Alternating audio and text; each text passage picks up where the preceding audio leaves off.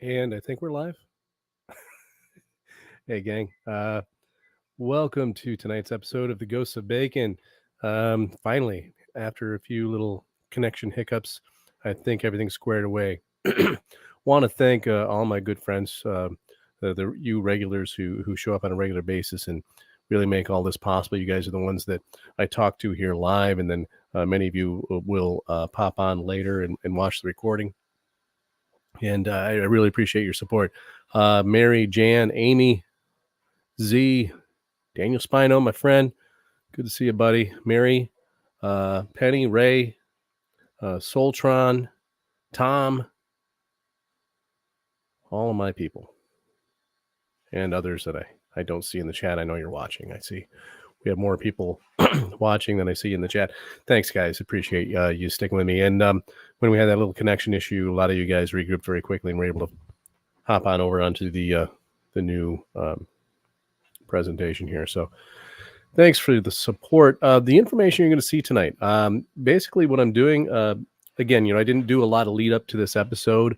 I count on, as I said, all you regulars I just named off to help me out.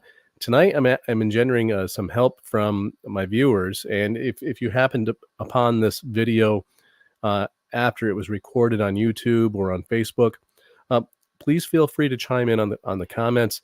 I'm looking for some feedback. I have an entire chapter in my new book. I'm debuting it tonight on this specific image. I'm going to be deconstructing for you. And so what I would like to hear from you, Soltron had posted a mention on a video of people speculating that Francis Bacon had experienced what we call a philosophical death when he was 65, and that he didn't really die. He faked it and lived on under other names.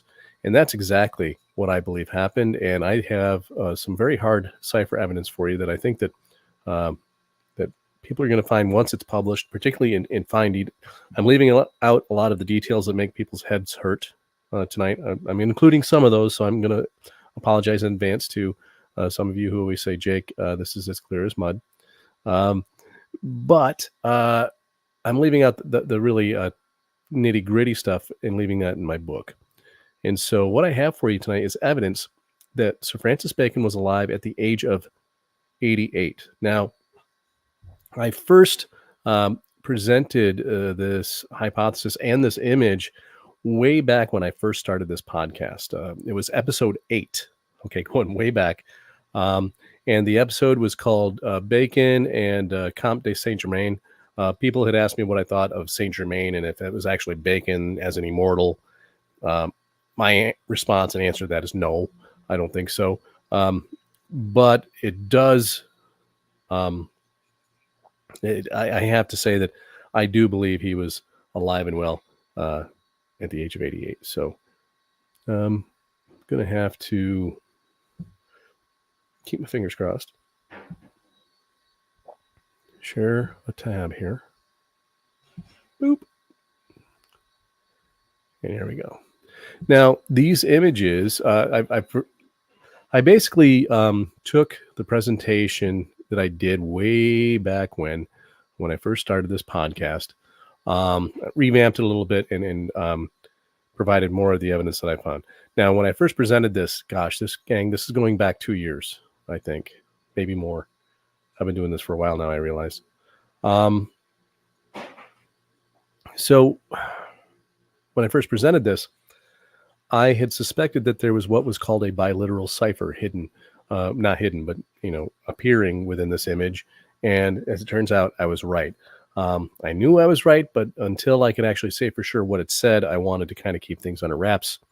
I have now decrypted it. And this is going to be an entire chapter, as I said, in my next book, The Keys of the Rosy Cross and the Ghosts of Bacon. And so what I'm asking from all of you, do you think that I should start out my book with this chapter of cipher evidence after, of course, intro, all that stuff? Should this be my first real chapter of real content because it involves probably some of the best decryption work I've done so far? And like really, hook my audience and say, hey, listen, Here he is at the age of 88. Now here's how we get there. And then go back to his youth and take the readers all the way through. Or do I use it as a big finish, a big impact at the end? And use that as sort of like a kick in the gut of wow. Because I'm going to tell you something. The actual decryption is really pretty cool. So, going to William and my good friend Will Russell over there in England. I can smell your sarcasm all the way from here. Why don't we get into it, people? Let's take a look.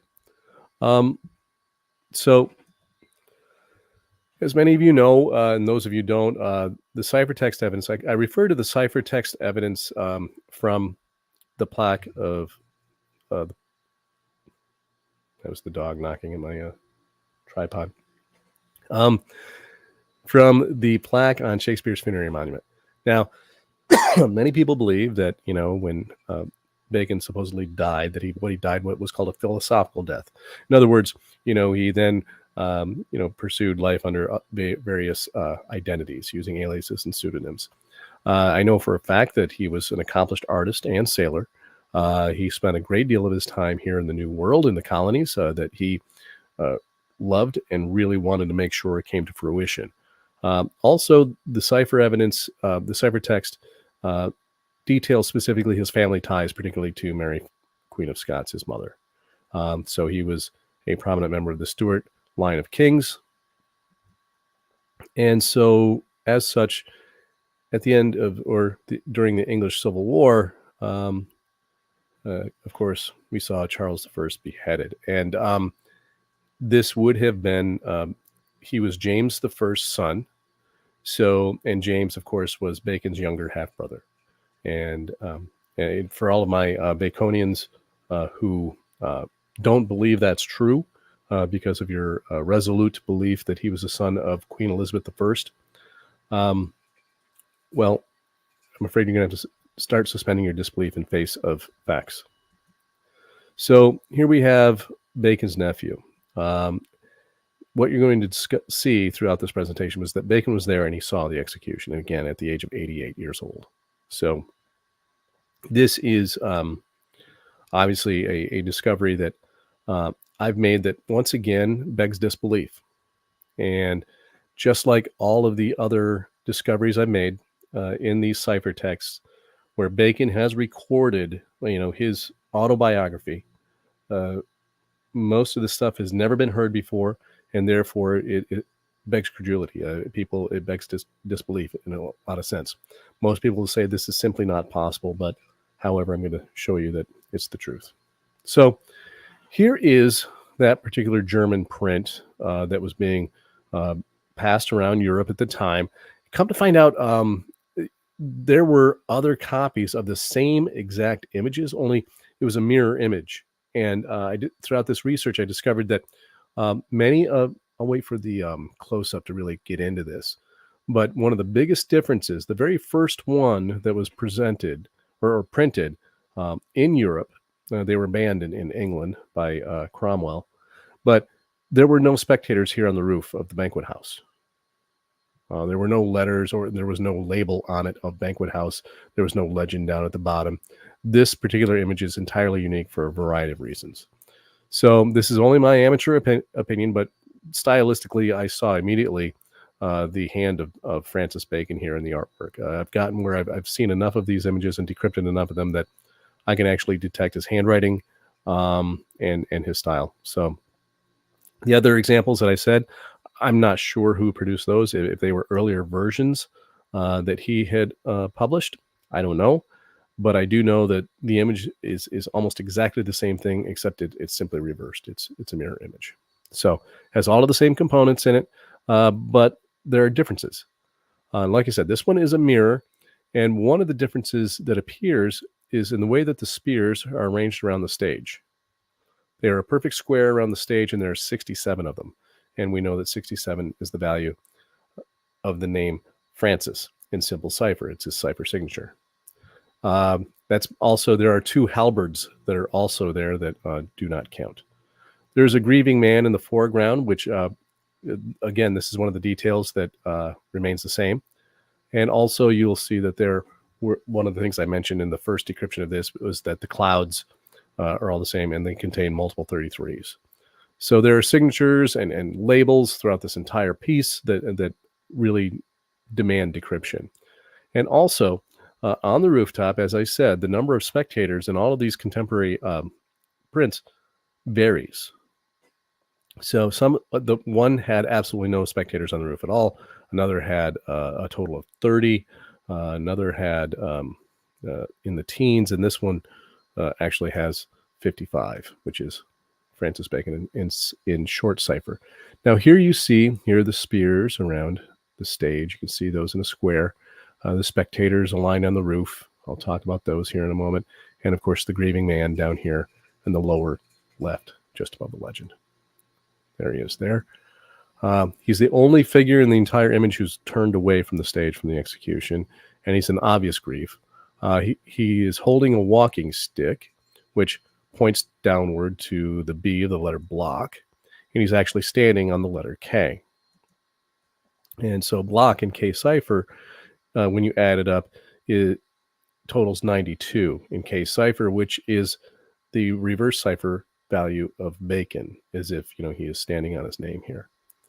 So in simple cipher, block totals 40, which is Francis in short cipher. And this is a value that starts coming up the deeper you get into this information and the cipher systems. The reverse cipher value totals 85, which is Frater in reverse. So we have Frater Francis Bacon here. That's the indication, at least. And there he is in the close-up. If we start looking at him closely, we start seeing numbers. Here we have a 5 and then a 5 in his wrist. We have a 5 next to it in the cuff, 55. Francis Bacon in short cipher. We see a 33 in a beard. We have a 7 in his eyeball, or his squinted eye. So lots of different things going on here. In the clouds above, there are multiple 33s. As you can see here, 33, 33, but then we have 3 3s in a row, which appears frequently throughout this entire thing, also here in this image. That's the value of Francois Valois Angoulême in reverse cipher, Francis Bacon's father. Maybe he was, this represents him in heaven looking down at the execution of Charles I. So in the lower right-hand corner, we have the seal mark and character of CR, and then 2 more letters and the year, 1649. And so these lower right initials, when we add them up, CRVN, if we take out the CR as the mark or seal of the Rosy Cross and add V and N together, we have 33 again, which is Bacon in simple cipher.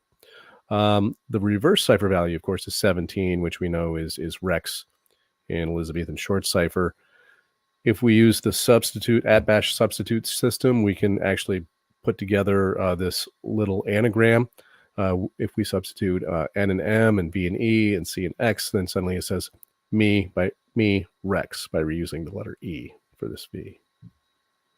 So when we use the system for adding the first 2 digits to the second 2 digits of the dates of years on these images, 16 plus 49 is 65 Frater in simple cipher. So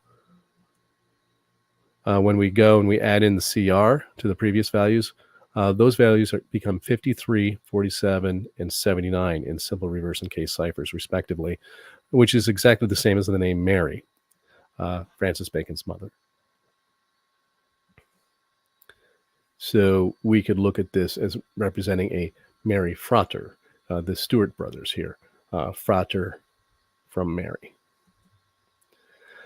Again, the labels that don't appear on the other images, here we have the title on the building of Banquet House. That's the German spelling of banquet. And when we calculate the value of Banquet House, it becomes 100 in simple cipher, which we know is Francis Bacon in simple cipher.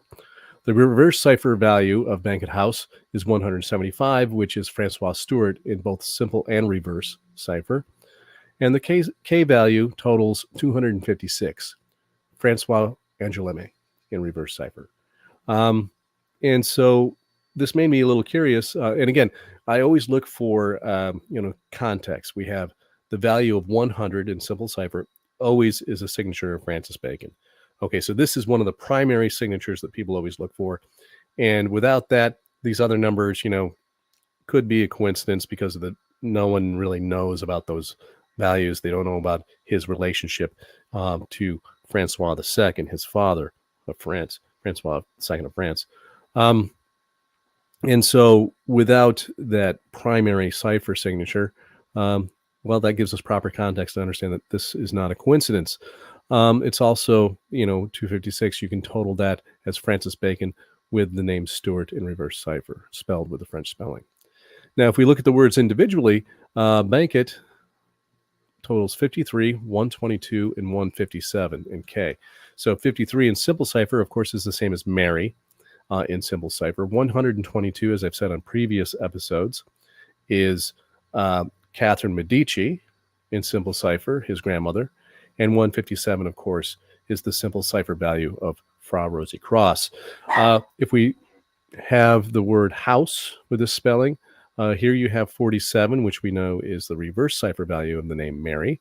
53, we've already said, simple cipher value of Mary. 99 is the simple cipher value of Francois II, Francois II. So moving on to the rooftop, there are 7 figures here on the peak of the roof, representing the letter G in simple cipher. The letter G in K cipher has a value of 33, which we know is a value of Bacon. There are 55 figures, 55 people here on the rooftop, and that is, as I said earlier, the short cipher value of, again, Francis Bacon. If you look around the entire rooftop, you will see 33 hands can be seen. And so that's rather significant for a variety of reasons that I'm not going to get into yet. Since there are 55 of them and it's divisible by 5, I knew that there would be a biliteral cipher hidden in here, because the biliteral cipher, the way it works is having a series of characters that have one subtle difference between all of them. And if you can key in on what that subtle difference is, suddenly by grouping them together in groups of 5, a series of 5 characters will denote one letter of the Elizabethan alphabet. And so that means that this message would contain, if you go around once, 11 characters. So, I was looking at the shading of these people. I was looking at the shape of the hats. I was looking at their arms, if their arms were visible, that sort of thing. And where do you even start? It seemed completely arbitrary. Where would I begin if I was going to do a decryption of this biliteral cipher? And that starting point also means that you would have an ending point right next to it as you go around the circle. It also occurred to me that if it would be possible to have multiple passes, you would go around this rooftop using different starting points to have multiple messages containing 11 characters to find the complete message. As it turns out, you can go around it 6 times with 6 different starting points. The key difference between all of these characters is what's referred to as the Renaissance elbow. Artists at this time began to pose the people in their portraits with arms akimbo or a hand on a hip that protruded the elbow. It gave them a sense of casualness while having a sense of authority at the same time. And so that means if I can see an elbow, I marked that as the A alphabet. And if there's no elbow, I mark that as a B alphabet. You know what I'm going to do? I'm going to demonstrate what I mean by this with, let's do it this way, gang. I'm going to stop that. I'm going to present a different tab, Bacon Cipher. So everyone understands what I mean by these 2 different alphabets. This is how Francis Bacon's cipher worked. Now, each difference, if there was a subtle difference in say, a letter in his writing. I'll try to pull this up and zoom in on it. Yeah, it's not going to get any bigger. Should have tested this out first. Oops. So let's look here. There are two alphabets, and if you have, imagine you have just regular script being an A alphabet and an italicized letter being the B alphabet. When you have a group of 5 letters and they're all regular script, you have 5 A's. A. If all of a sudden the last one is italicized, all of a sudden that's A, and you label that italicized one B. Those 5 letters represent the letter B, and so on through the alphabet. Through this series of B's and A's of these different alphabets, italicized or not, or in this case, elbow, no elbow, you group them in 5s, and then you know which letter of the alphabet is represented. So that's how that works.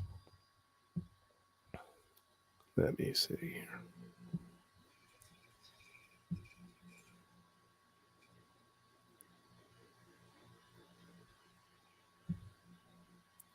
Everyone follow that?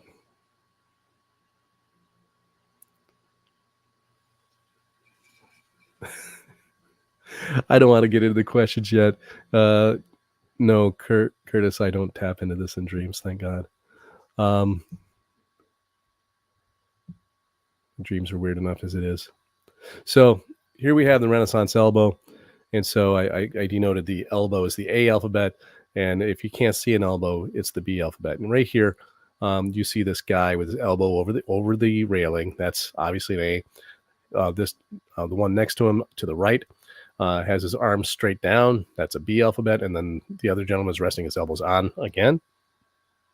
That would be an A. The gentleman in shadow in the back can't see his elbows. That's a B, and so on.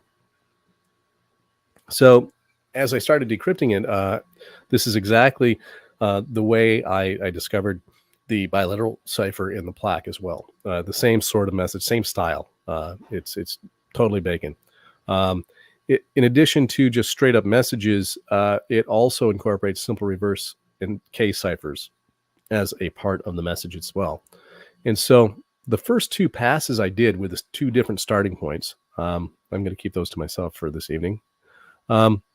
They expressed and explained a key to a transposition cipher also in this image. That transposition cipher actually appears down at the bottom in the legend, in the letters. By using the key that appears in the bilateral cipher, you can rearrange all of the letters and the characters at the bottom to produce more messages. So just like I did with the plaque of Shakespeare's funerary monument, I discovered a bilateral cipher in it, and then it revealed also that there was a transposition cipher. The rest of the messages of the bilateral cipher in this image are all about the executions Bacon had seen. So the transposition cipher, if we look at the letters in the legend, you can rearrange them according to the algorithm put forth by the key revealed in the bilateral cipher. Now, there are 90 characters or numbers and letters in all in the legend, which means that that's also divisible by 5. This insinuates there's a possibility of another bilateral cipher in the legend. I haven't gone there yet. So, however, the directions in the first 2 passes of the bilateral cipher were very clear directions on how to decrypt the message in the transposition below. So I used the key provided, the number, and I used it to rearrange all of these letters into a decryption table. And some of the messages that include were exactly what you would expect them to be. Cromwell killed my cousin Carolus. Now, in this sense, cousin, you have to remember in the Shakespearean sense, William Shakespeare, Bacon, used the word cousin oftentimes in reference to actual cousins or nieces, nephews, aunts, uncles. So in this case, he's referencing Charles, his nephew, as cousin. So one of the messages that comes right out immediately are the words, I sob. And here you can see him doing it here on the right side of the screen. One message states, I, Bacon, saw axes. And then it names Mary, Essex, and Charles. Throughout this whole process, multiple signatures appear as Bacon. It's definitive. So the conclusion is that all of these surface signatures are not a coincidence at all. These are just multiple signposts, once again, of Bacon waving his hand up in the air saying, you need to look closer. There are multiple messages here. So these signatures appear throughout the image. The biliteral and transposition ciphers, you couldn't get any clearer regarding his hand here and the fact that he was there witnessing the execution of Charles I. This means that Francis Bacon was alive at the age of 88 years old. He was there at the execution. He saw what happened, and he described it, and he immortalized it in this image. And therefore, I mentioned this before, I suspected it, but this, in my mind, cinches the fact that the grieving man in the foreground is Francis Bacon. And he points that out with the phrase, I sob. And so you see the sobbing man right there.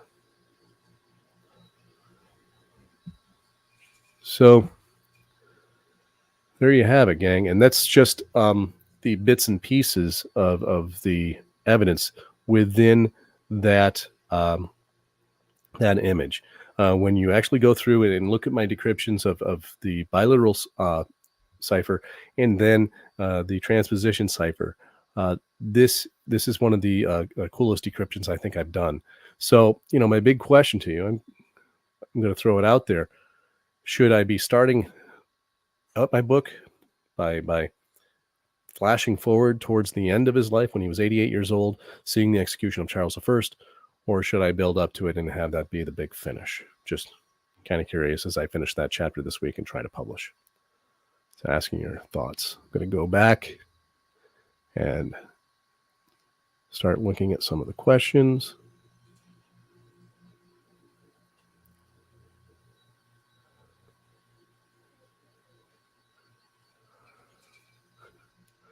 Chicken's fault. Yeah, PK.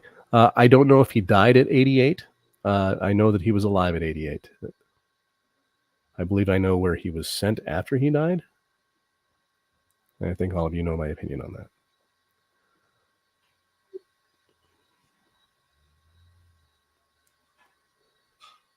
So, hey, Jenny, glad you can make it.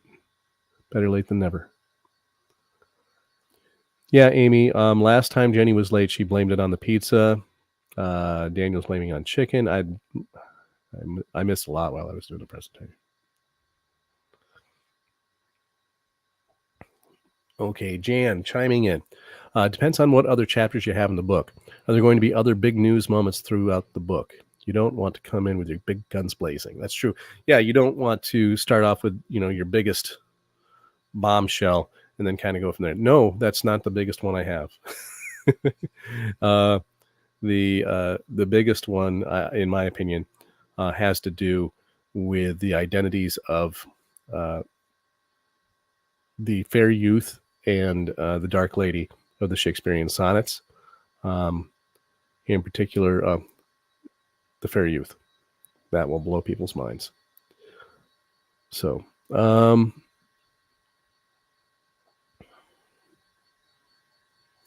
Ray is chiming in. Put it first in the book, then reverse engineer the story. That's kind of what I want to do, is put it there and here we are, and then flash back to his youth when he wrote. I believe he wrote the sonnets when he was probably in his teens, believe it or not.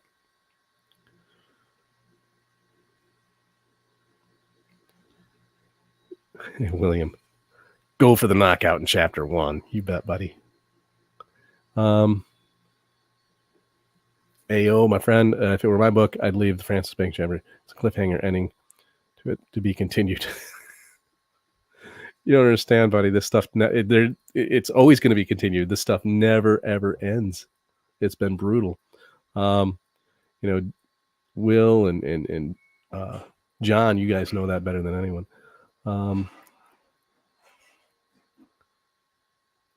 Thanks, Soltron, agreeing with William. Jason, thank you. I appreciate you very much for your kind words. Thanks, Penn. PK, thrice great. Yeah. I have a theory on the thrice great Hermes as well. You guys are going to like that one. Yeah, Mary saying, put it in first. Gotcha, man. Thanks, Daniel.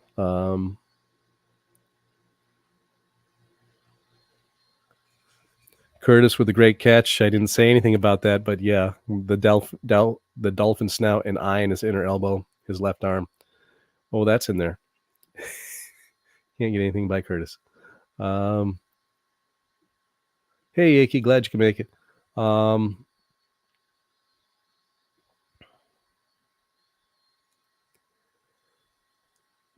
Yeah, Amy, one of their bases was Hesse Castle, Germany. And, this, of course, is where the Rosicrucian manifestos were first published. A lot of stuff going on there. Hotbed.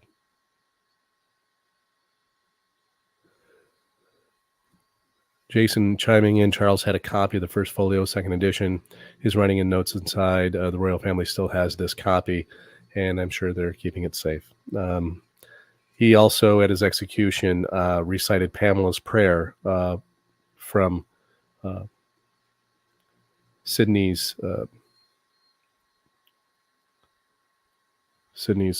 book, leading to, of course, our good friend Court Lindahl's research, leading to Oak Island.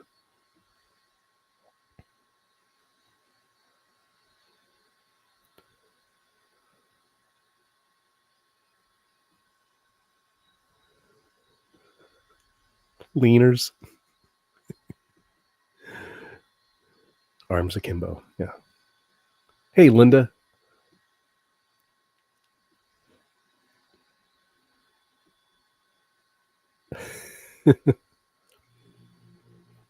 Have fun.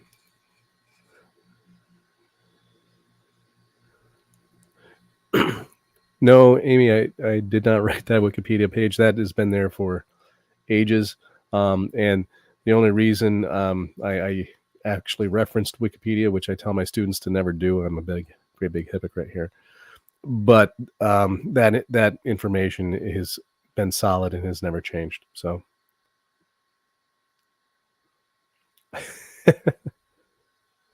So, Jan, in my opinion, that image was drawn by Francis Bacon, as I said in the presentation. I'm like I say, I know that you probably posted that question early on in my presentation before I had a chance to show it. Thanks, AO.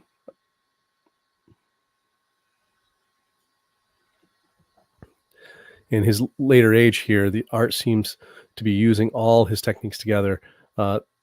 Thanks, Jason. Yet, please take a good close look at it, my friend. See what you come up with, because as regular viewers of the show know that my go-tos are Will Russell and Jason Mercer.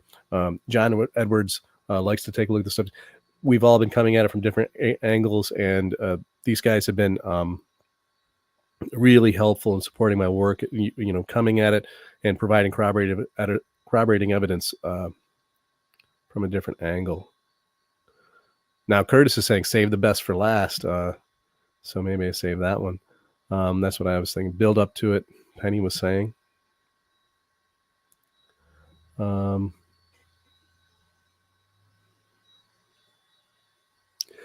That's exactly what I was thinking, Tom.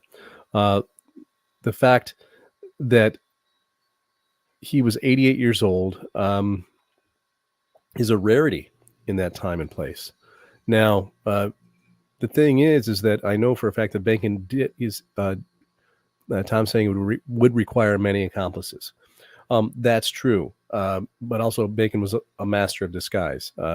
He spent his entire life being a spy. And so, and taking on different personages, personas, if you will. So, the average lifespan was, 65 was old back then. 88, you would definitely be standing out.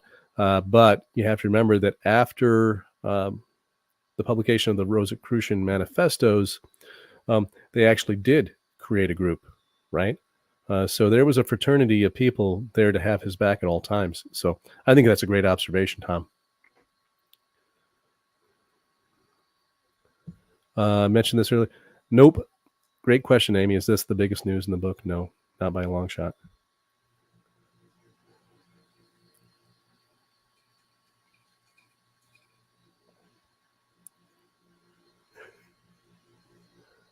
Who was the guy who said he'd out-bacon bacon? I'm not sure about that. I don't think anyone has ever out-baconed bacon this whole Tron. I agree, bud.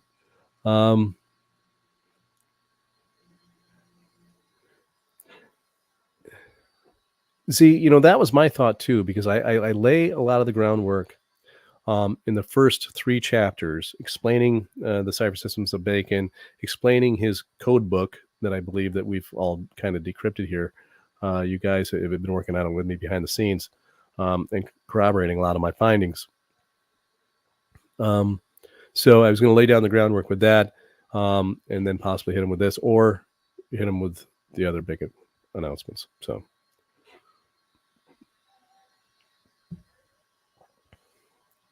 Aki, that's the biggest problem, is that in my first book, the central secret that I'm revealing in my next book was one I discovered back when I published my first one, and I held it back because, in my mind, it was big enough to announce that Bacon was the son of Mary Queen of Scots and Francis II. People have suspected for ages and ages and ages that he wrote Shakespeare, so that was not a bombshell by any stretch, although actually having documented evidence of him saying that he did it was new.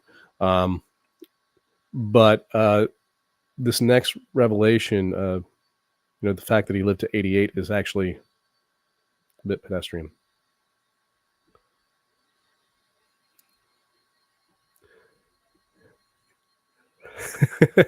Good job, Linda. Have fun.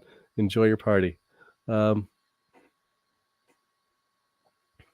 Yeah, Jenny, this is kind of my thought too. When you start at the end of the story, the rest of the story reads as a "here's how you got there," something of a reminiscence. And that was kind of what I was thinking, is, start at the end and then we'll flash back. But again, I think it works just as well in chronological order. I'm just, asking all of you, what would be your preference? So Jenny's saying end, PK saying end. Because 88 is the sidereal orbit of Mercury, like 40 is significant completion beginning its own way. Yeah, a little bit of numerology in there, PK. Faux show. There's my sister Patty saying, put it in the middle. Thanks, Pat. Yeah, Z, just like somebody else said, stay tuned. You guys don't understand. I want to be done, but it never ends. So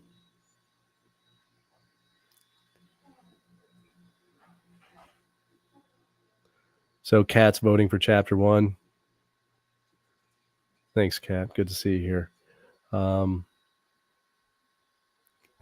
Yeah, Patty, it would be unexpected all of a sudden plop in the middle.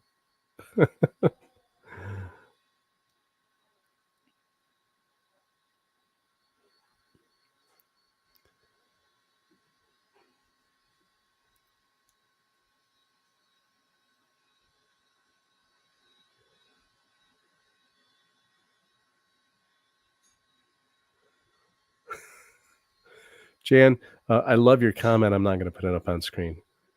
I'm glad you couldn't get that out of your head. Yeah. That's just it, Daniel. That's what everyone wants to say. Amy, great question.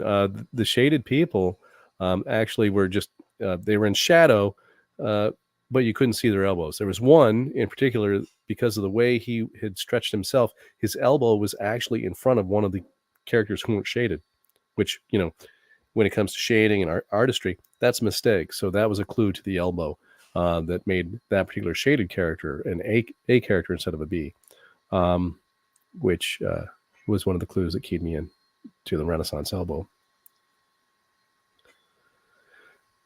Oh, Aki, have we ever? Sure have. King John, you have Hamlet. It's all in there.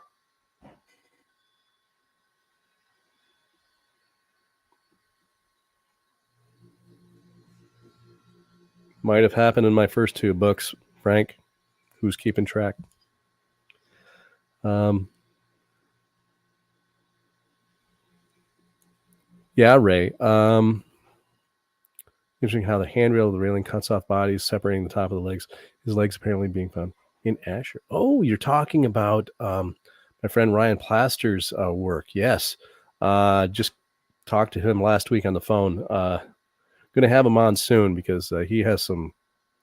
Every time I get on the phone with Ryan, he just blows my mind with some of his latest findings. So we definitely have to stay tuned with his work. That's a good observation, Ray. Hadn't thought of that.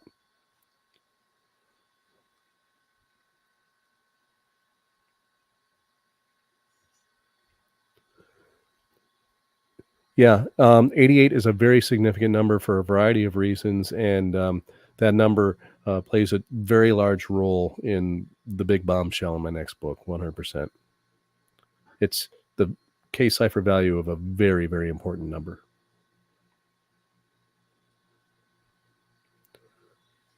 Oh, 88 is the note of F sharp, very significant as well. Stephanie, thank you so much for that. Good to see you. Glad you could make it. Always a font of great info. Oh, Carolyn. Yeah, if only you knew how little income. It's definitely a passion, not making a lot of money off these books, but I just have to make sure all of this information gets documented, recorded, and read by at least a handful of people who are going to carry it with them and hopefully spread the message. But yeah, hopefully the end of the school year I'll be done and be focused on this full time.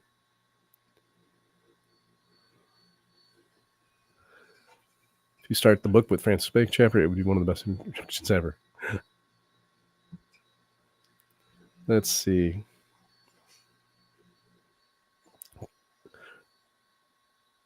Exactly, Curtis. Exactly. Great question, Jenny. No, I haven't. But I don't have anything that contradicts it either. This is why I really love that so many other people our paths are crossing, in that we're coming at it from different angles. Ryan is looking at it from a different perspective, and he's getting different results. But everything he shares with me, I mean, he's getting results. So you can't argue with that. Good question.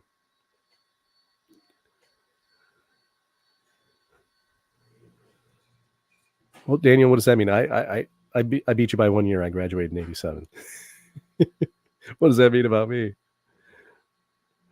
All right. So listen, gang, great suggestions. I really appreciate it. I appreciate your help in helping me try to parse out where to place this chapter. Anyone who has a suggestion after watching this recording on YouTube and you would like to make a suggestion, go ahead, do so in the comments. And or on Facebook, maybe we'll start a little poll in the Ghosts of Bacon group. Yeah, who knows? Glad to hear it, Daniel. I'm glad I can make you feel better. Throw myself on the age sword here. All right, gang. So I want to thank you once again for all your support. Appreciate you very much. Lots of live viewers this evening. And again, I just kind of threw this together here because I'm finishing this chapter here in the next couple of days and trying to decide where to throw it in the book. And I'm like, this would make a great episode this evening. And I took my previous plans and kind of tossed them aside and threw this together today. So thank you for supporting me. And what I would like to do is, yeah, good night, Curtis. You too. Yeah, sorry, Frank. We're all getting up there, gang. There's nothing to it. That's why we got to get this done as quickly as we can. So until next time, thanks for joining me. I'm going to conclude this episode, number 66 of The Ghosts of Bacon. And thank you, Lon. Appreciate it. All of you, please be cool to each other. And until next time, have a great night. Take care.